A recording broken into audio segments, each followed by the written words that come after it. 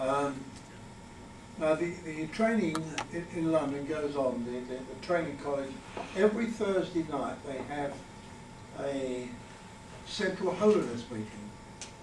And this was held in what was known as then, not there anymore, the Camberwell Citadel, which was a large hall that was hold about 1,500 people, something like that. And Frederick Coutts, then the training, he was a commissioner then, the training principal, because in those days the training sessions were very large. The session I was in would be about 300 strong. That's a long time ago now. That's what it was. The ambassadors back in 1950 would be three in charge of the corps at Camberwell, where the cadets were. So I was very pleased about that. Well, I wasn't sure when I was pleased, so I didn't quite know what it would be. I'd left the corps that I knew.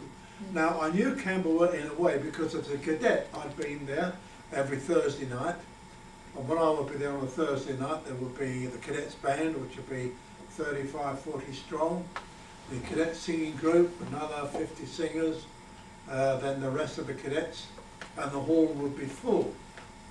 Now, that wasn't the corps, that was the same building, but I didn't know what was there as far as the corps was concerned.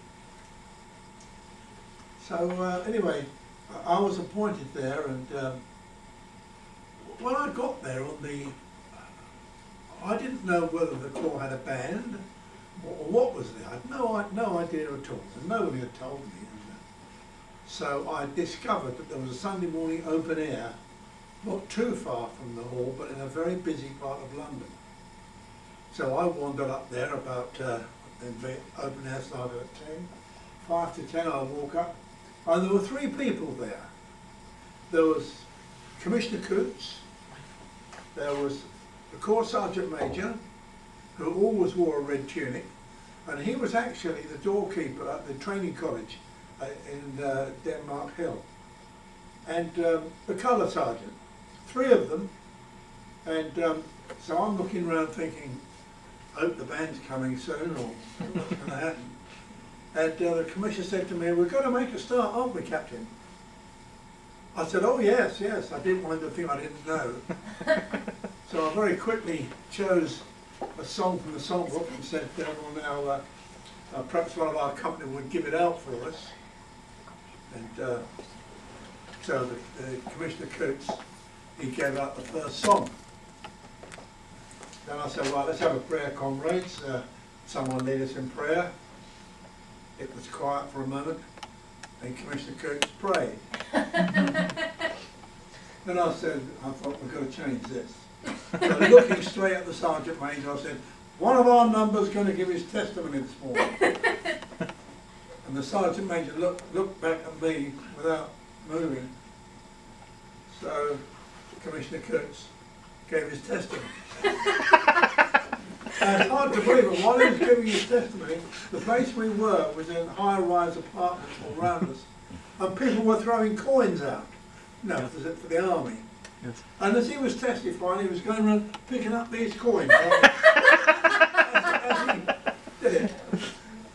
When he finished his testimony, he turned around and said to me, shall I close in prayer?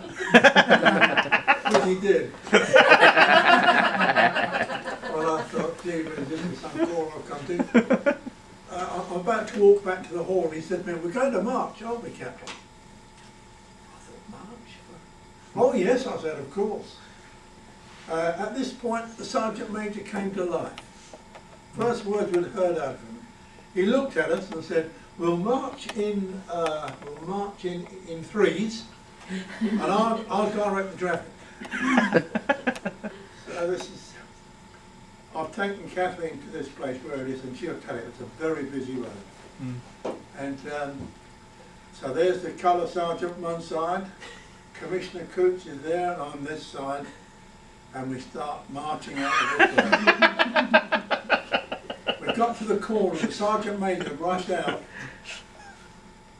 traffic screaming to a halt.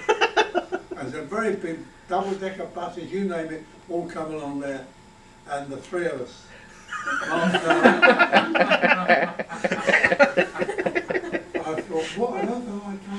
That wasn't the worst. He then started to sing. The commissioner. Just imagine, here we are going along. If the cross behold me well, behold me well, and the crown, we shall wear. Got back to the hall, and he said to me, "You won't forget this morning, will you?" And I never have forgotten it. Such an experience. Well, no, that same man, he used to have to go, of course, with the cadets a lot. But if he wasn't with the cadets, he'd always be at the corps. And there was no band there. And he was the only person that could play the piano, apart from myself. And so, well, we had a little organ. It was a little portable organ. Like they saw in the museum? Yeah, like you saw in the museum, one of those. Was one of the foot ones. And the commissioner had very long legs, a tall man. And we had a very shiny platform there. And he would play a bit and the organ would move. So he'd move with it. And he would shift. Well, one morning we must have had half a dozen songs, and he was halfway across the platform. He said to me afterwards, "Now you know what they mean by a travelling commissioner." Well, Commissioner Coutts. That's amazing. Now, one of the great joys about being stationed at Camberwell was that I was invited into every spiritual day with the cadets, and that would happen about once a month, a spiritual day that he would lead. Now that would be 3 meetings, morning, afternoon and evening, and they would be very deep and very devotional and very meaningful. And this dear man would lead these meetings in such a powerful way, it's really hard to express. Now, what was remarkable about him, what made him a hero in my mind was, he never got sort of self-important. When he became general, sometimes he'd come down to my office, tap on the door and say, could I just look at, because we had all the band scores of the army music, and if he was going to a corps, he would want to know what the band or the songsters were going to do, so he could be some relation between him and them. He'd say, "Would you mind?" I'd say, "No, I'll go." No, he said, "No, don't you worry, if you could just lend me the key, I'll go and do it myself." And you didn't have to go and get it for him, he would go and get the key. And even after he retired, he still continued to work at headquarters on a lot of literature stuff that had to be done. And even then he would come up, and sometimes he'd stop for a cup of tea then, because not being the active general, he felt he was a bit freer, and he would do this. A wonderful, wonderful man. I can remember one spiritual day, he was speaking about his car. He had a very old car. In those days, officers didn't have cars like they do now, and you had to buy your own if you wanted one. And he had a very old Austin. It was real, a wreck. And I remember him giving a talk, spent the whole day with different things about this car. Quite remarkable. What the wheels did, what the engine did, what the windscreen wipers did, all these things. And he managed to spiritualise them in such a deep way that every time I look at a car now, I think of Coutts and the wonderful thing he did. He was then the general when we had the centenary of the Salvation Army. Back in 1965, the army then had been going 100 years, and he was the general then.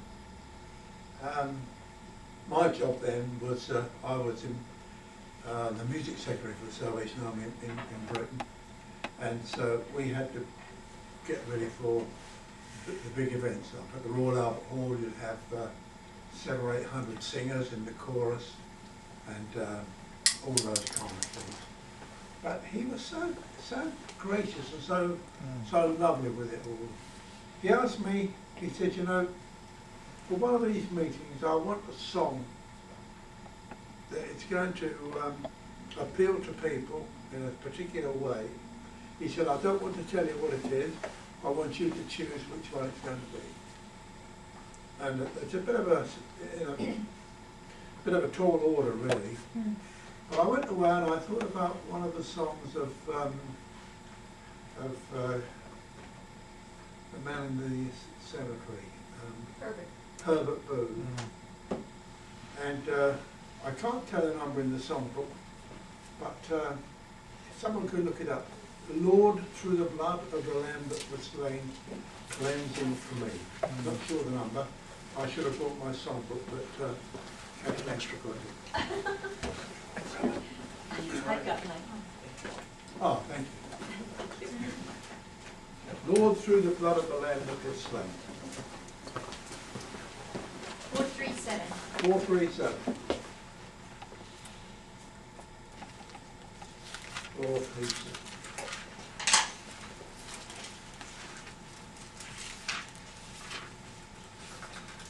Now I want you to bear in mind that for these meetings there will be something like 5,000–6,000 people there, and with a vast number, or even a small number, you get a variety of people with different experiences.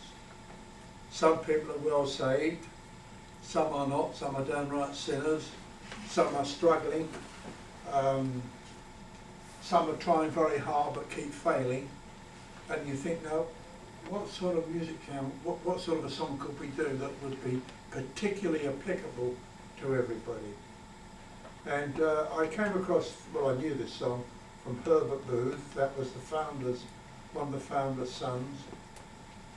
To me, the most gifted of the founder's sons, the founder's children.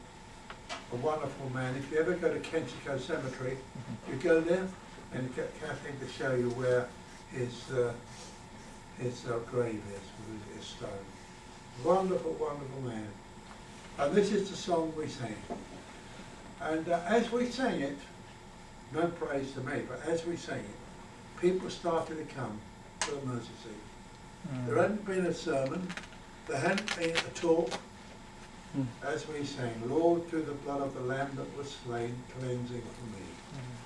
From all the guilt of my sins now I claim, cleansing from thee. Sinful and black though the past may have been, many the crushing defeats I have seen, yet on thy promise, O Lord, now I lean, cleansing for me.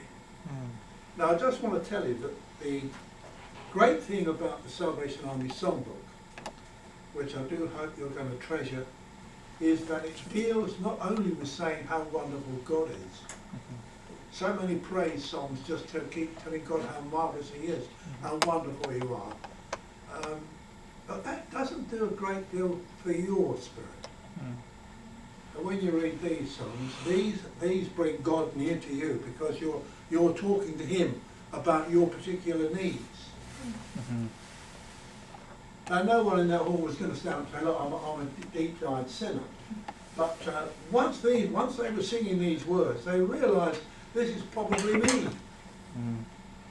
From all the sins over which I have wept, cleansing for me, far, far away by the blood current swept.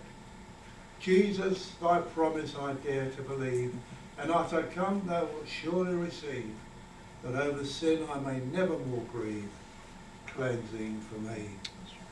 The next verse, and most of us have been in this part, from all the doubts that have filled me with gloom.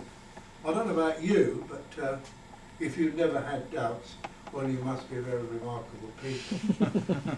From all the doubts that have filled me with gloom, cleansing for me. You know, you can get to a place in life when you think, well, I've done so poorly, and I'm not, I don't seem to be getting through to people, and all those doubts coming on you. And if you're not careful, they can take you over. Especially if you're not seeing great success with what you're doing. You think, See, I was stationed at a corps where it was very hard, one of my corps. Nothing ever seemed to happen. And I used to get great doubts about it. But the strange thing is, nothing to do with me, the strange thing is that some years after I left that corps, I heard about 4 people going to the training college who came to the corps when we were there.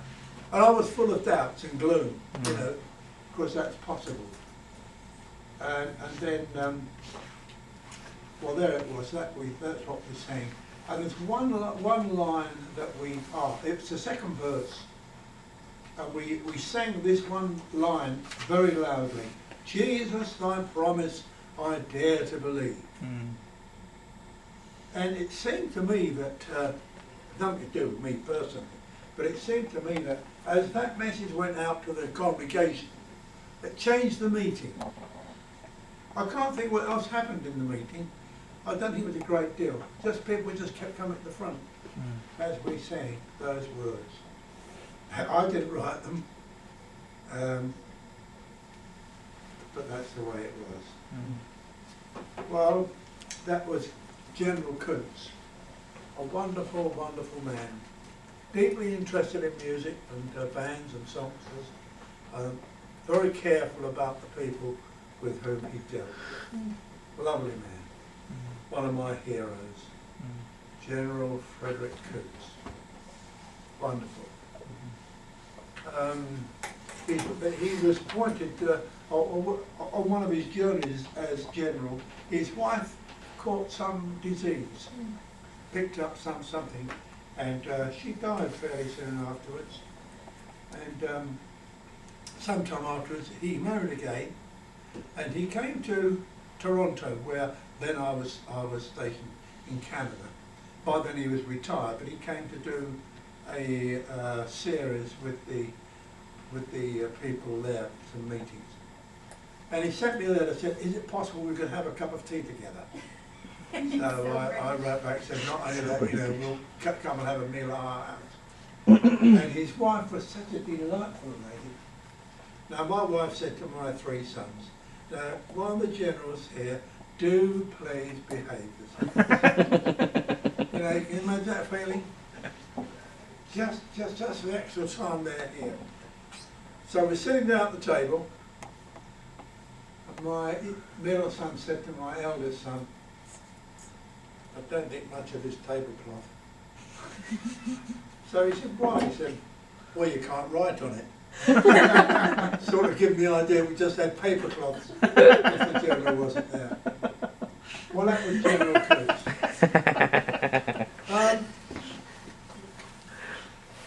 One of my great heroes is another general, General Albert Orsborn.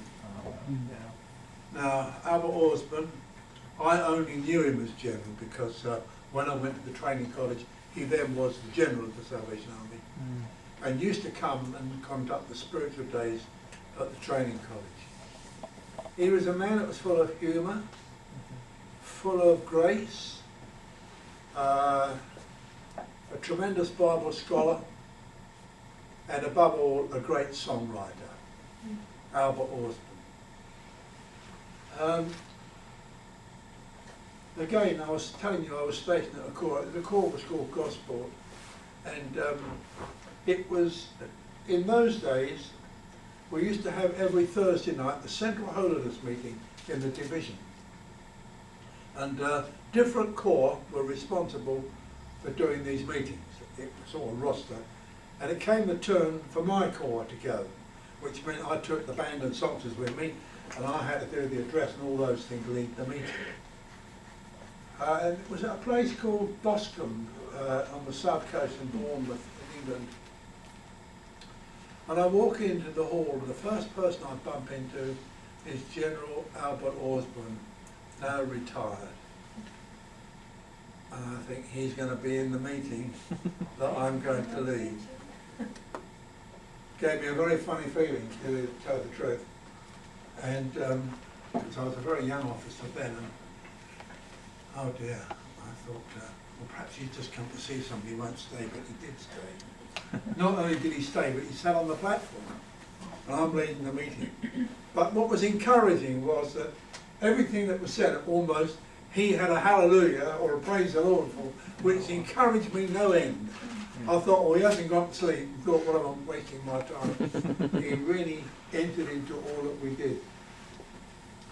When it came to the end of the meeting, we were having the prayer meeting, And in those days, every meeting, or every devotional meeting, would finish with an appeal to the penitent reform at the front. That's what we were in the business for, of course, getting people saved. And he would, we would have an appeal and sing some choruses, and people would come forward and claim maybe a second blessing, or they might claim redemption or freedom from some particular sin. I wouldn't know that, but anyway, people came.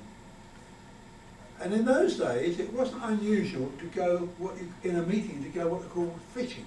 Do you know what fishing is? Yes. What it is, it was a term that we used to use. You went fishing in the meeting. You'd go around and find someone who you thought needed special help, and you put your arm around and say, is it all right? Do you need some help? And then you discover that they were struggling with something, or they weren't safe and they wanted to be safe. And you went and fished them. The idea came from the stories of Jesus, where the disciples went fishing.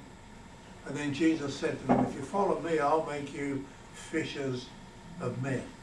Now the Salvation Army took that term.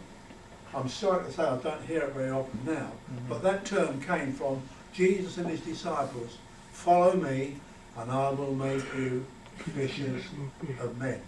So here we were in the meeting, you go fishing. To my great surprise, Albert Orsborn left the platform and went fishing. And he went down to the back of the hall where there was a man sitting right in a corner like this, and other people were here, and he was up against the wall like this. So he had to get by all these people to get to him.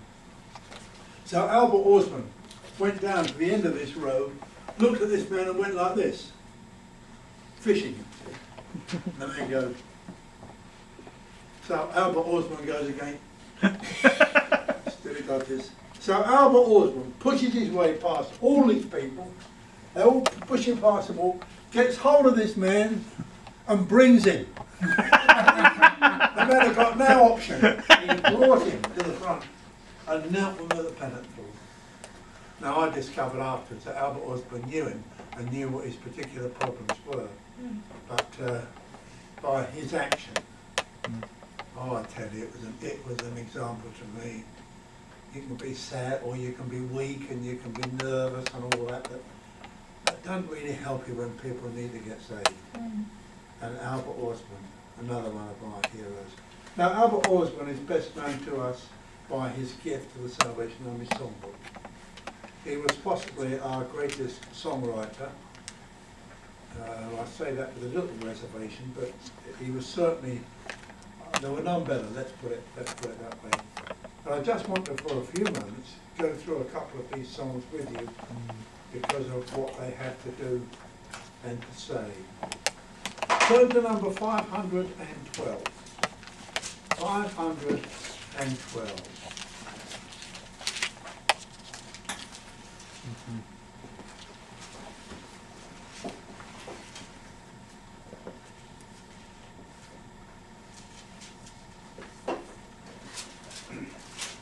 Somebody read us out the first verse. My life must be Christ's broken bread, my love his outpoured wine. A cup o'erfilled, a table spread, beneath his name and sign, that other souls, refreshed and fed, may share his life through mine. Now what does that say to you when you read that? What does it actually say to you? I know what it says to me, but just think about it for a moment. I hope that's why you're here. I hope that's why you've decided that you need to do something particular for the salvation of people.